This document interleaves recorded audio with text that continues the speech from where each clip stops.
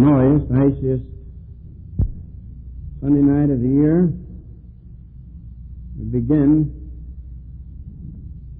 the series which I believe will be probably the best that I have ever given here, comparing myself with myself, not with somebody else, but with myself. And I want to read a passage which will be a kind of general text. It is the 45th Psalm, or at least part of it. Psalm 45. My heart is inditing a good matter. I speak of the things which I have made touching the King. My tongue is the pen of a ready writer. Then, after that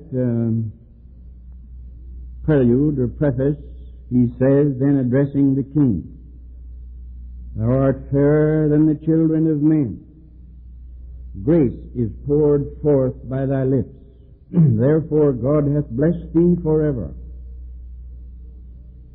Gird thy sword upon thy thigh, O most mighty, with thy glory and thy majesty. And in thy majesty ride prosperously because of truth and meekness and righteousness. And thy right hand shall teach thee terrible things. Thine arrows are sharp in the heart of the king's enemies, whereby the people fall under thee. Then he addresses him as God. He had addressed him as king, now he addresses him as God. Thy throne, O God, is forever and ever. The scepter of thy kingdom is a right scepter. Thou lovest righteousness and hatest wickedness. Therefore God, thy God, hath anointed thee with the oil of gladness above thy fellows. All thy garments smell of myrrh, and aloes and cassia out of the ivory palaces, whereby they have made thee glad. Kings' daughters are among thine honorable women. Upon thy right hand did stand the queen in gold of Ophir. Hearken, O daughter, and consider, and incline thine ear. Forget also thine own people, and thy father's house. So shall the king greatly desire thy beauty. For he is thy Lord, worship thou him. Verse 11 will be the verse which I'll sort of lay down as a background. So shall the king greatly desire thy beauty. The desire of God is toward his people. And he is thy Lord. Therefore worship thou him. Now, I am down in front of that big building. I think they call it City Hall, where it has some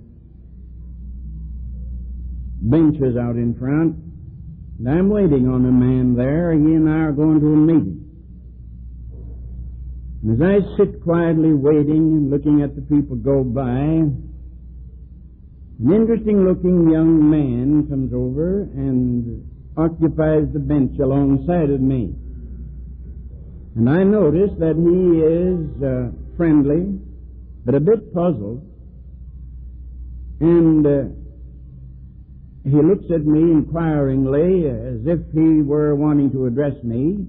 And I smile, and he smiles back, and I say to him, do we know each other? No, he said, I think not.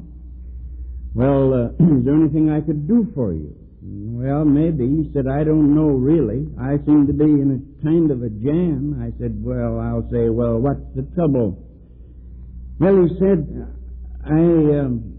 something happened. He said, I dimly remember that seemed like several days ago, I tripped and fell somewhere here in the city, and I bumped my head, and it's terribly sore still. And an odd thing now is, I can't remember anything beyond that bump. When I woke up, I'd been robbed, my wallet was gone, my papers, I have nothing to identify me, and I don't know who I am. I think he's teasing me. And I say, now wait, you don't know who you are? What's your name? And he says, you'll think I'm foolish, but I don't know. Where do you live? And he says, now again, you won't believe me, but I don't know where I live. Are you married? He said, I can't remember. Do you have children? Do you have family and home? Any relatives? He said, I probably have, but I can't recall. He said, I know nobody.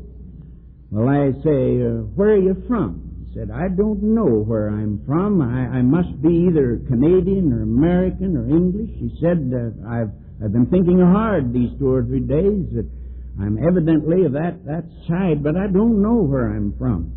And by that time I'm disturbed, and I say, now wait, why are you in Toronto? Well, he says, that's the thing. I don't know why I'm here in the city. What do you do? And he says, I don't know what I do. I can't recall. And I have no wallet, no papers, no identification. I only know I'm getting terribly tired. I've been wandering the streets, and you were friendly looking, and I came over, but I don't know that you can help me. I don't know who I am. I don't know my name. I don't know any of friends that I might have. I simply have a blank. And it dates back to when I took that terrible fall and bumped my head there on the concrete. He said, it's just everything is gone, and I don't know where I came from nor why I'm here. And I said, now try to think a little bit. Do you live in Toronto? Are you from Montreal, Vancouver, maybe across the border? Maybe you're from Chicago, New York? I said, I wish I could tell you, but I simply don't know. This headache, he said, I can't think. I can't recall a thing. I can remember everything back to that, but I can't remember anything beyond it. Now, that man has what is called amnesia. That can affect you mildly, or that can affect you totally, so that you do not know anything at all about your past, or it'll affect you only in certain areas. That is a reality. That's not nonsense or foolishness. That happens. And people do find themselves, they wake up out of a shock and find themselves completely without memory. They don't know where they came from, or who they are, or what their name is. And if their friend walks up, they don't know him. Let's go a little further with our story. About the time I'm about to give the fellow up, a distinguished-looking gentleman comes down the sidewalk. He has a little goatee, and his collar turned about, gates ajar collar on. And he turns idly and looks toward the bench where we sit, and suddenly lets out a delighted yell and rushes over. Calls my newfound friend by his name, grabs hold of him, shakes his hand, and said, where have you been? Well, he said, pardon me, sir, but you evidently know me, but I don't know you. What? You don't know me? Why, man, we came here 3 days ago. Don't you know we're the Philharmonic Orchestra? I'm the leader, and you're the violinist, and we were to do several violin concertos, or concerti, if you like the Italian, back there 2 days, 2 nights ago, and you didn't show up, and I didn't know you weren't there, and when the time came for the violin to come in, no violin. It was humiliating to me, and we've been searching the city for you. So he says, that's who I am, man. That's why I'm in Toronto. I'm here at you call it down here, the Keith Center, and we're here to give concerts. Yes, and I'm the featured violin soloist, and we're doing Bach and Beethoven, and I didn't know it. No, you didn't know it, evidently, but that's why. Come on with me. Well, he said, I thank you, but I can't take your word for it. I don't know whether I can play a violin or not. I don't know you, and I don't know what city this is. I don't know anything. Well, now that sounds rather silly, but that's going on all the time. The police are having this kind of trouble, and doctors and psychiatrists are working with this all the time. It gets into the newspaper sometimes it doesn't. Now, why did I make up that story, which is not a made-up story really? It could happen and does. Because I wanted to tell you something, that there was a man one time by the name of Adam. And he had a fall, and he got a terrible bump, and his wife had to fall too, and she got a terrible bump. And when they shook the fog out of their eyes and looked at each other, he didn't know where he was, nor where he'd come from, and she didn't know who she was, nor where she'd come from. And they didn't know why they were here, and they didn't know what they were here for, and they didn't know their own names, they didn't know their relatives, and if they had any. They didn't know the purpose for their existence. They simply tried to shake the fog out, but it wouldn't shake. They didn't know why they were born, and they didn't know where they were precisely, and they didn't know why they were here, and they didn't know what they were born to do. So they took hand in hand, as Milton said, and through the valley made their solitary way. Now that, my brothers and sisters, is exactly where we are. That's where the city of Toronto is tonight. And that is where the North American continent is tonight. That's where the Asiatics and the Negroes and the Arabs and the Anglo-Saxons and the Germans and the English. That's where we are, from pole to pole and from river to the ends of the earth. We have a strange amnesia. We got a bump, and now we don't know why we were created. We don't know why we're here. And I might say to my imaginary friend, well, can I do anything for you? Well, he said, I'm hungry and I'm cold and I need to sleep. I need three things. I need food, I need a warm shelter, and I need a bed to sleep in. I need these three things. But I say to him, these are your immediate appetites, immediate needs. But what is your big, important need? Well, until his friend walked up, the choir, the concert artist director, he didn't know why he was in the city. He didn't know what he had come to do. And that's exactly where we find the human race.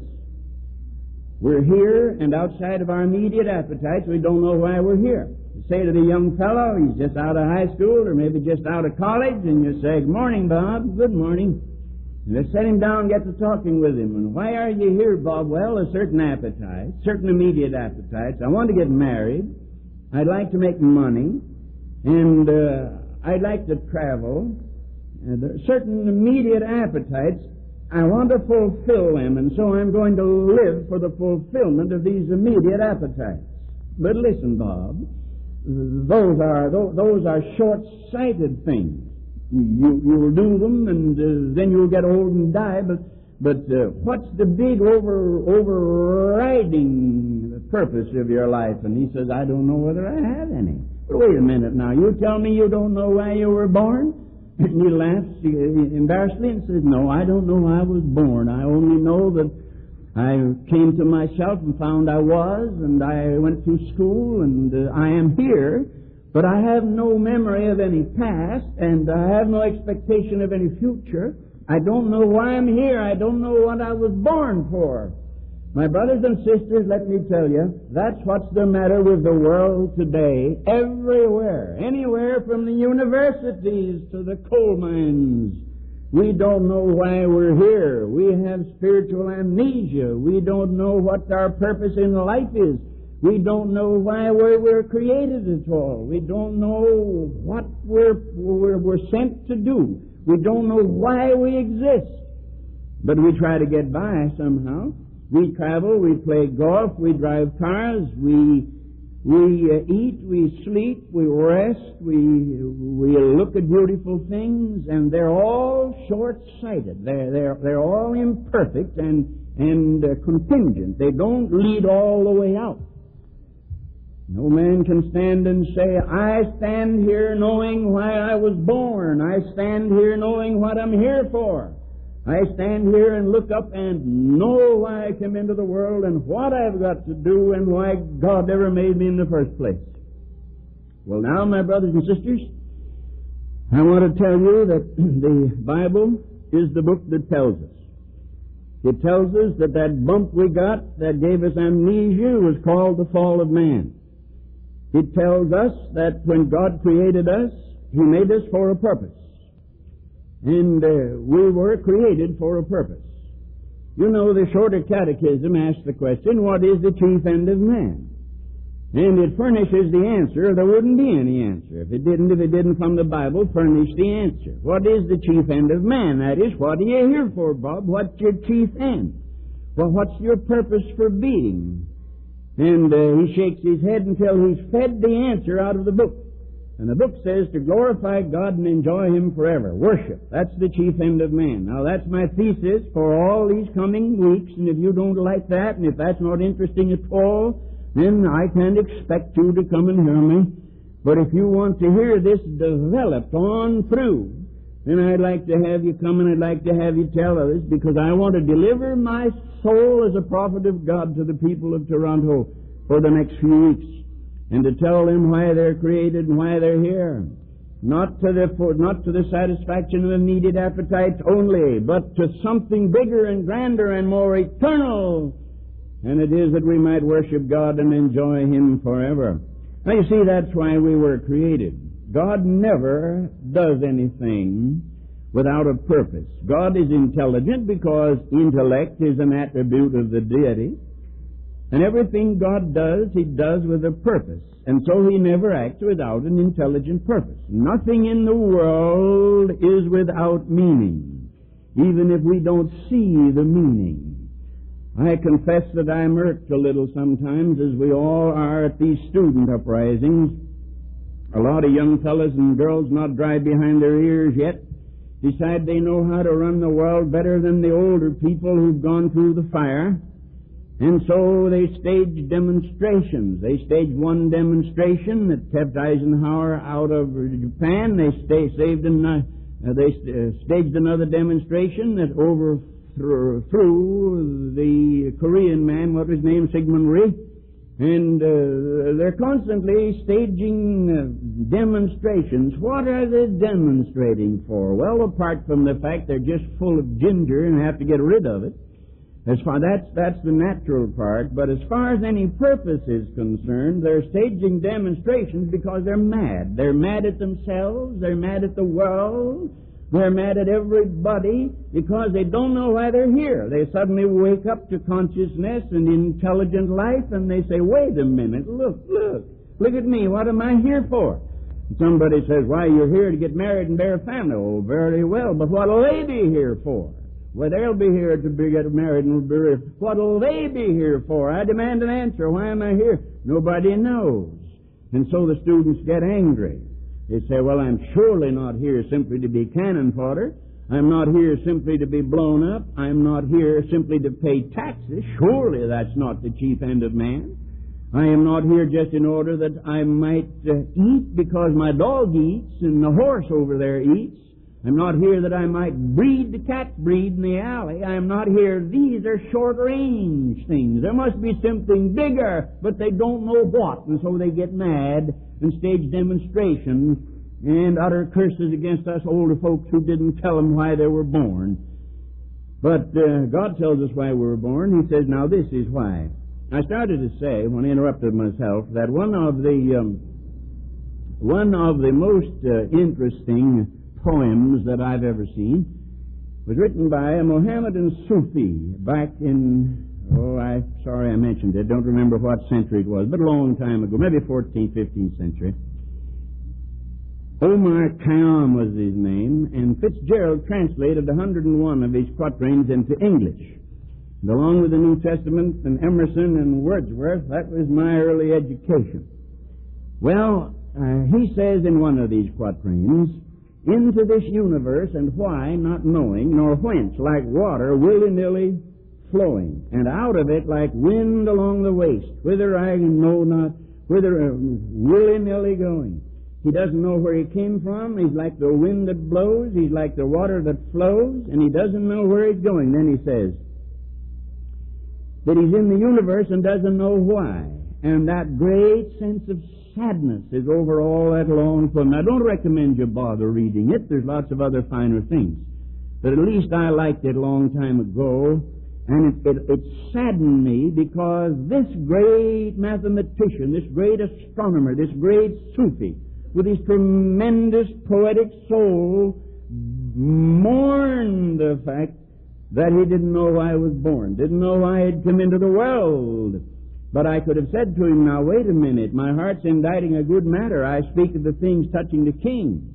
I know why I came into the world. Hearken, O daughter, and consider, and incline thine ear. So shall the king greatly desire thy beauty, for he is thy Lord, and worship thou him. And I could have taken him further over in the Psalms, where the Scripture says, Oh, come and let us worship and bow down. Let us kneel before the Lord our Maker.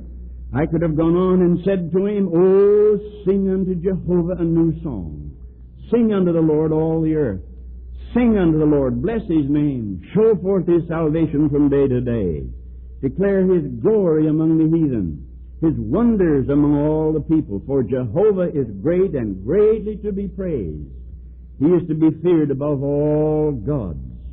Honor and majesty are before Him. Strength and beauty are in His sanctuary. Give unto the Lord the glory due unto His name. Bring an offering and come unto His courts.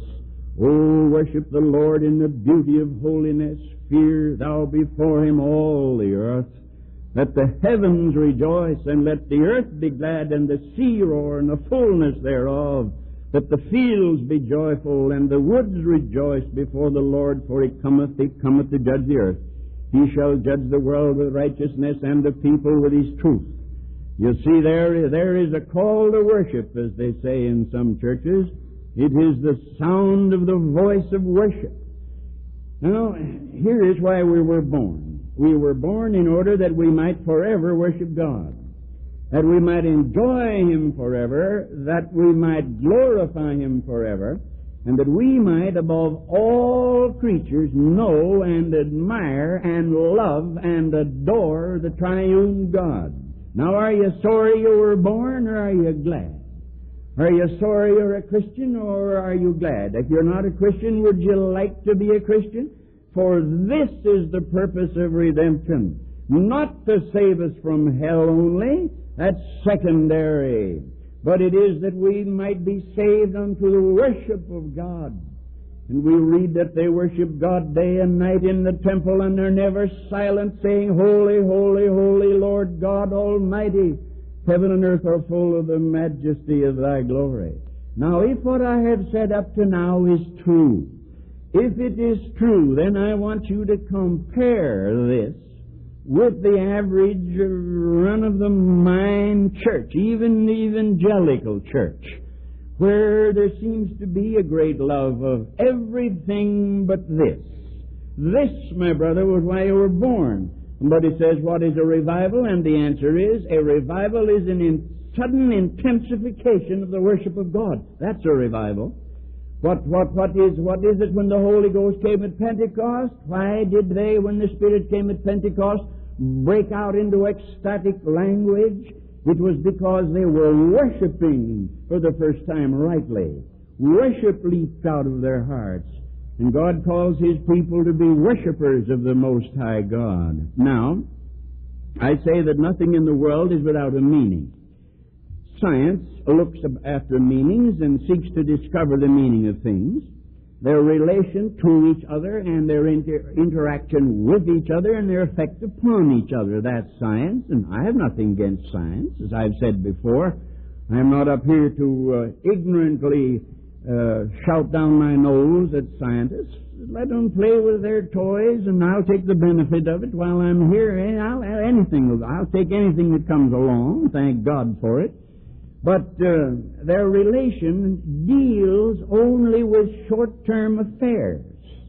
You have a cure for heart disease, and I wish they would get a cure for heart disease. I've lost so many good friends by sudden heart attacks. I don't want that. I don't like to have my friends suddenly topple over.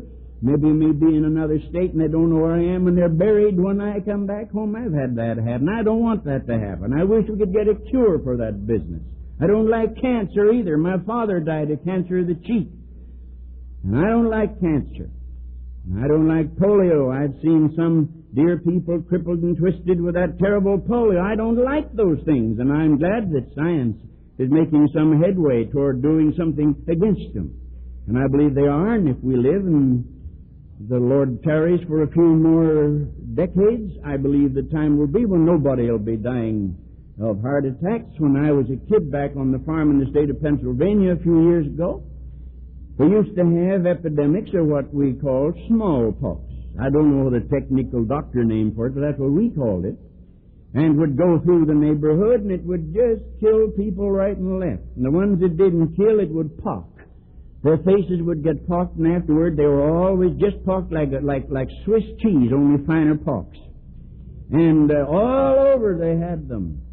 And if he made it, and if he lived, he was pocked for the rest of his life. Now, you never hear of it anymore. You never hear of it anymore.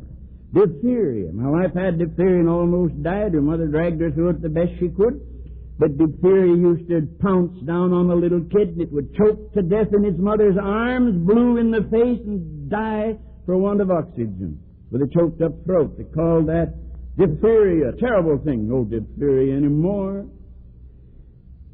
I suppose breaks out here, but it isn't here and there, but it isn't long till it's gone. Nobody dies of it much. They've cured it, and so I'm glad for anything they can do. But listen to me now. If you save a man when he's a baby from diphtheria, save him when he gets in his teens from smallpox, save him when he's in his 20s from polio, save him when he's in his 50s from a heart attack, and keep him right on till he's 90, and he still doesn't know why he's here, what has he gained? What's it all about? If he doesn't know why he's here and doesn't know his purpose, all you're doing is simply perpetuating the life of a mud turtle. That's all. He's just a turtle with 2 legs in place of 4 and no shell and no tail, but he's still nothing beyond common mud turtle because he doesn't know what it's all about. You say to him, but what are you living for? I'm just living because it's the best alternative to dying that I can think of. But what else now?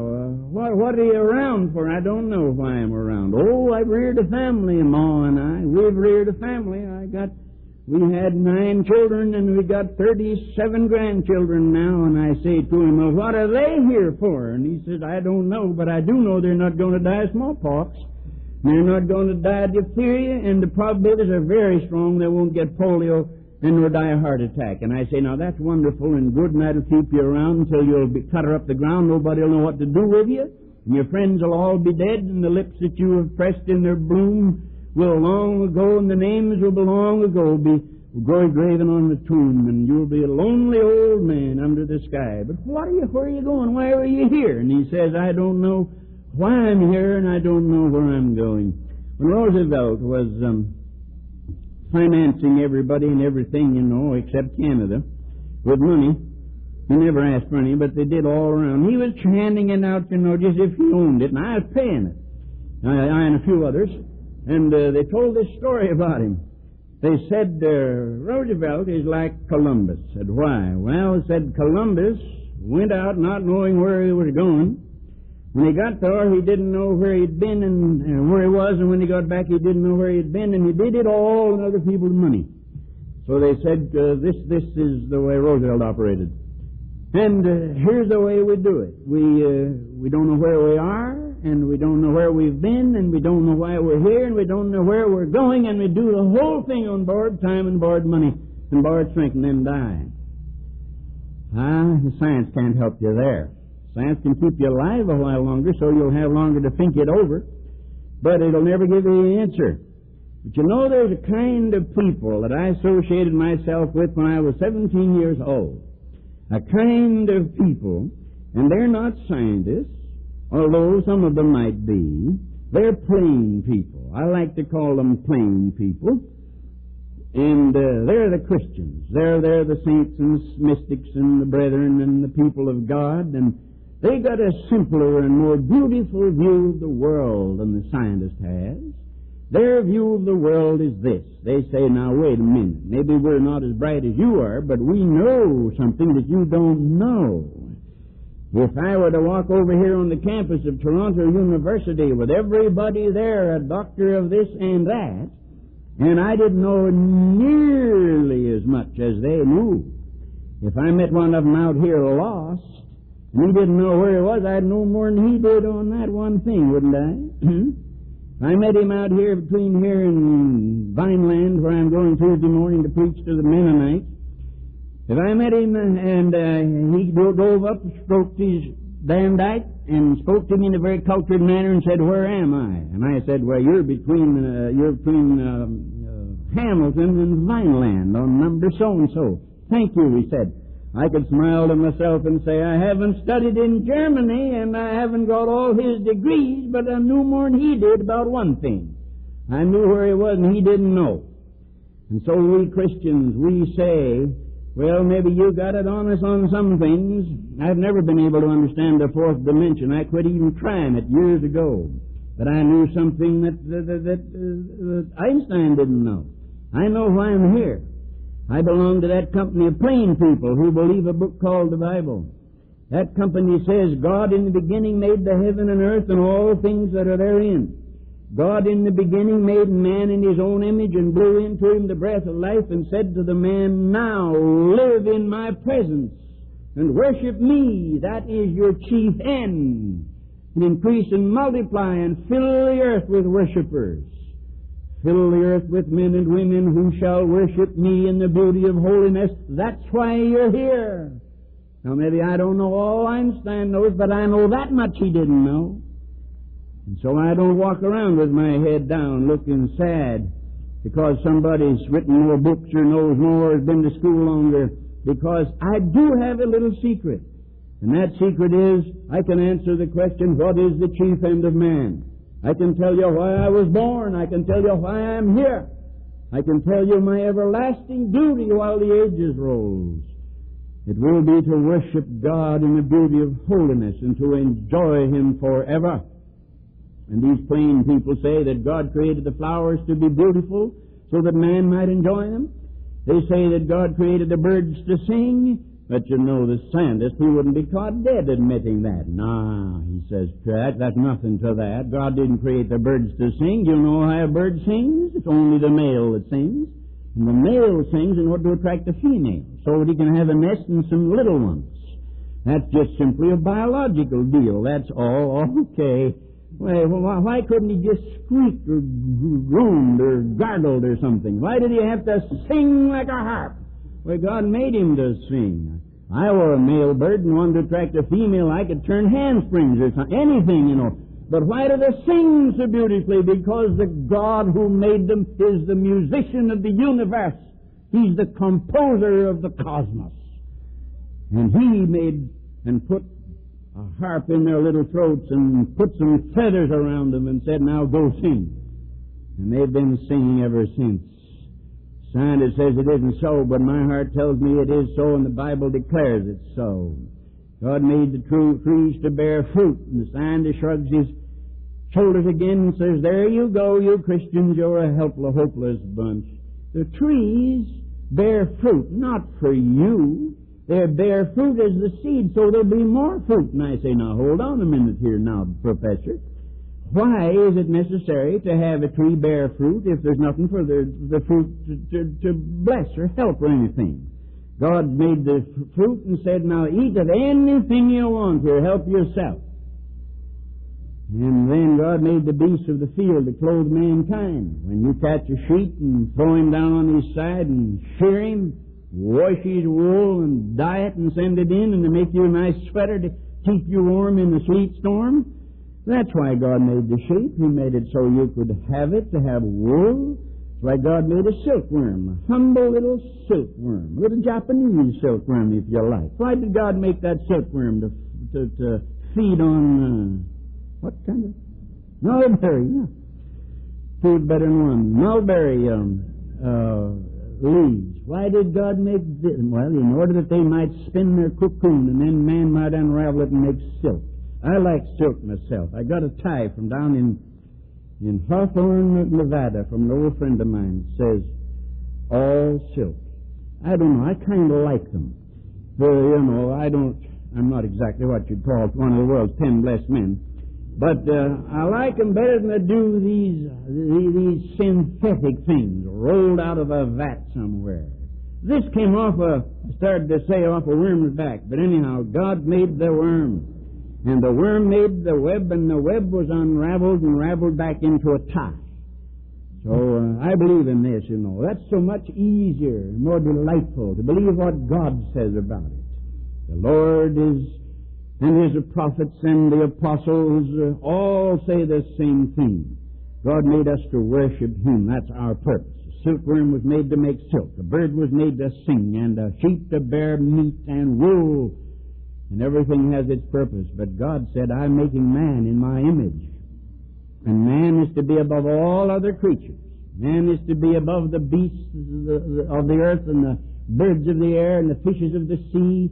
Man is even to be above the angels in heaven, finally. He is to enter my presence, and there, unashamed, He is to worship me and look on my face while the ages roll. That is why man was created. And that's man's chief end. Apart from that, we have no more idea why we're here than that poor man I pictured sitting down here on a bench in front of the city hall. He doesn't know why I was here, and yet he was the chief violinist and could play the great concertos of the music literature of the world, but he didn't know it. He didn't know why he was here. His violin was somewhere gathering dust, and he was walking the streets lost. And so it is with the world now. God gave you not a violin, but a harp, and placed it in your own heart. And when you had that fall, you forgot about it and lost it. And your children and your parents before you and your grandchildren after you, until Jesus Christ finds us and retunes our harp and says to us, now, here's why you were born. You're the chief violinist of the orchestra of glory. And God made you in order that you might stand up there and charm the listening universe as you sing praises unto Jesus Christ the Lord. Well, that's why we were made in His image. And I have said this. I'm glad I got confirmation on this. My son in California wrote, said over the telephone first and then wrote, and said, Dad, I think I have a book that you'll really like. He said, did you ever hear of Edward Taylor? And I said, no, I never heard of Edward Taylor. Well, he said he was a Congregational Puritan preacher who lived in the 15th century and wrote. He was an Englishman who went to the United States when he was 25, and he became a poet equal to Donne and Herbert. Well, I said, I'd like to see it. He said, well, the things have been lying buried, and Yale University's brought it up. So I got it. He had it sent from Yale University. Big book, $10. I thought, well, here's one more. I don't like Herbert, and I don't like Vaughan, and I don't like Donne. Maybe I won't like this fellow. But I opened it up and began to read. Oh, my soul. How it's been warmed and blessed by reading this and praying as I read. For this man sees what the other poets didn't see. This theologian. And his poems are chiefly meditations before communion. He would have communion, and he'd write himself a long poem before communion, getting ready. And among the other things that he said, this was one of them. He said, O God, Thou hast, Thy Godhead has married my manhood and made it Thy bride. And he said, I dwell in Thee and Thee in me, and we're one. And then he looked at the Father and pointed to Jesus and said, there is Thou and I. That awful, awful statement, there is Thou and I. Jesus is God and man. He's Godhead and manhood. He's Thou and I. This was a Calvinist preacher who said this, if you please. I'm going to have to take that back. I wrote something in the Alliance Witness that got over in England. And I said that as a rule, Calvinists weren't mystics. And they wrote letters till the editor of the Life of Faith had to stop them. He said, no more of this now. We've had enough. All over England and over into Scotland, they were arguing about my saying that there weren't any Calvinists who were mystics. I thought there weren't. But bless my soul, here is this man, Edward Taylor, a Congregationalist preacher, and he's as much a mystic as Madame Guyon, but as much a theologian as John Knox. And he taught that God made man to worship Him. And because we're made in His image, we have more strings on our hearts than anybody else. Oh, could I speak the matchless worth? Oh, could I sound the glorious forth that in my Savior shine? I'd soar and touch the heavenly strings and vie with Gabriel while he sings in notes almost divine. Isaac Watts was an English preacher, as you know, and one of the greatest of his kind, greatest hymnist of his day or kind. And he wrote a lot of great hymns on the Psalms. And he wrote one that went like this: I'll praise my Maker while I've breath, and when my voice is lost in death, praise shall employ my nobler powers. My days of praise shall ne'er be past, till life and breath and being last, or immortality endures. Well, John Wesley got a hold of that. And John Wesley said, now that's a great hymn, all right, but it's wrong in one spot, and I'm going to change it. Not very many people ever would have the effrontery to change Isaac Watts, you know. But Wesley felt he was capable of it, and I think he was. So when he says, my days of praise shall ne'er be past, till while life and breath and being last, Wesley said no. Don't say my days of praise shall ne'er be past while life and breath and being last, because my days of praise are going to continue after I'm stopped breathing. So he said, let's put it like this: my days of praise shall ne'er be past while life and thought and being last. You can think after you've stopped breathing, brother, and that's the glory and wonder of it all. We don't come to an end. Our dear sister, Mrs. Perry, they sat and watched her, and she stopped breathing quietly, and that was the end. But she didn't stop thinking, and she didn't stop praising. Keep that in mind. And when the lower her tomorrow into the hard, cold, frozen ground, there'll be nothing down there but an old tabernacle. All life and thought and being are still with God, and she's still able to think. And so her days of praise, they'll not be past while life and thought and being last. Not life and breath. If you can stop breathing, you know, that's not the worst thing can happen to you, brother. Stop breathing. That'll get you out of a lot of trouble. Just stop breathing. Moses went up on mountain, where was it? Pisgah. He just lay down and stopped breathing. He wasn't sick. Wasn't a thing sick about him. His eye wasn't dim. He wore no glasses. His strength was just as mighty as it had been before. But God said, I want you, so he went up and laid down and stopped breathing. That's not the worst thing can happen to you. But I would say if you stop thinking before you stop breathing, you've had it. And a lot of people have stopped thinking or never started, but they're still breathing by instinct. That glorious light and that glorious home we'll be praising long after we've stopped breathing down here. And when Wesley was dying, he was an Arminian, you know. When Wesley was dying, he was trying to sing, but his voice was gone. He was 87, I think, or 83, 7 something. He traveled around 25,000 miles around the earth on horseback, and had preached 3 and 4 and 5 times a day, and founded a great church. And the hour was finished. They gathered around his bed, and they heard him trying to sing this Arminian. And what do you suppose he was singing? He was singing that old Calvinist song. I'll praise my Maker while I've breath. That's why I can't get all heated up about one side or the other. If Isaac Watts, the Calvinist, could write it, and John Wesley, an Arminian, could sing it, and they could both meet and hug each other in the glory, why should I allow anybody to get me down a side alley into a dark hole and hide in a barrel and say, I don't know which I am, don't bother me, I don't care which I am. I was made to worship God. I was redeemed that I might worship God. And that's why we're here, my brethren. That's why we invite you to be converted. Not that you might have peace of mind. Not that you might be a better businessman. You will be a better businessman, and you will have peace of mind. But you were created to worship, and when you fail, you're redeemed to worship. This is it. But we've lost it, as I shall show how we've lost it, why we've lost it, and what kind of worship there is, and the right and the wrong kind, and how to recapture the art of worship. This I'll deal with over the days and Sunday nights ahead. Now, I want you to join me reverently, singing a number. 1, 2, 3 is the number. 1, 2, 3. Now, always keep one thing in mind. I am presenting here the reason for the gospel. I'm presenting the reason you ought to get converted if you're not converted. I'm presenting the reason.